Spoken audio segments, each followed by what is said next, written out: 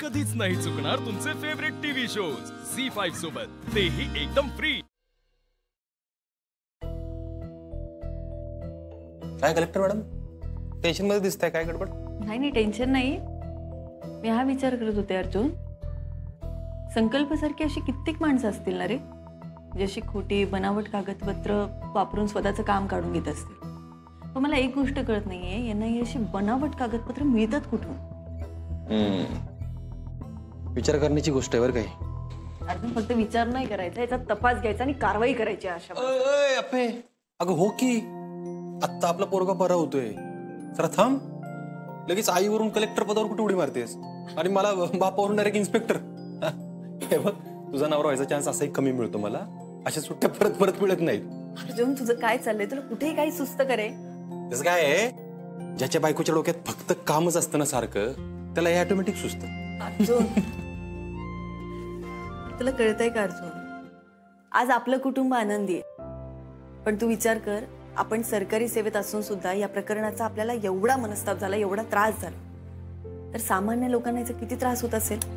अप्पे तुझं म्हणणं कळतंय मला, पण तुझ्या डोक्यात अजून हेच आहे का? मी काय म्हणतोय, अमोलला डिस्चार्ज मिळू दे, एकदा आपण घरी जाऊ, मग या प्रकरणाचा विचार करू ना। नाही अर्जुन, आपल्या घरातल्या गोष्टींचा जेव्हा कामावर परिणाम होतो ना, तेव्हा आपल्यावर विश्वास ठेवणाऱ्या लोकांचा आपण अनादर करतोय की काय असं वाटतं मला। त्यामुळे अमोलला डिस्चार्ज मिळायच्या आधीच मला या गोष्टी हातात घ्यायच्या।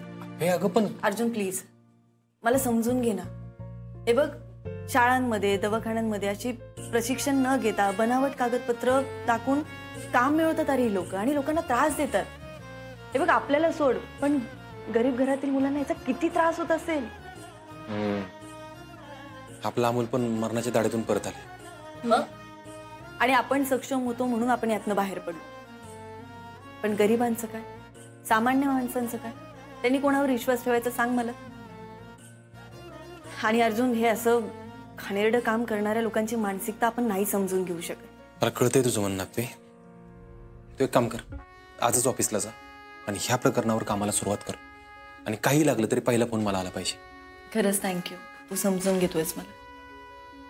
कलेक्टर मॅडम, माझं कर्तव्य आहे, एक नवरा म्हणून पण आणि महाराष्ट्र पोलीस म्हणून। डॉक्टर अमोलच्या डिस्चार्ज बद्दल काय, कधीपर्यंत होईल काय? अमोलची तब्येत ठीक आहे, ही इज ऑल राईट नाव, त्यामुळे उद्या आपण त्याच्या डिस्चार्जची सगळी प्रोसेस करून टाकू। अरे वा, थँक्यू डॉक्टर।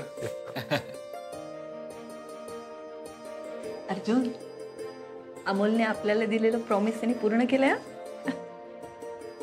आपला अमोल उद्या घरी येणार आहे।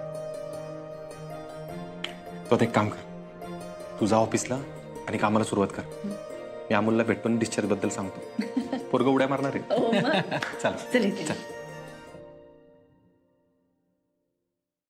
झी5 ॲप डाउनलोड करा आणि पहा सर्व एपिसोड्स एकदम फ्री।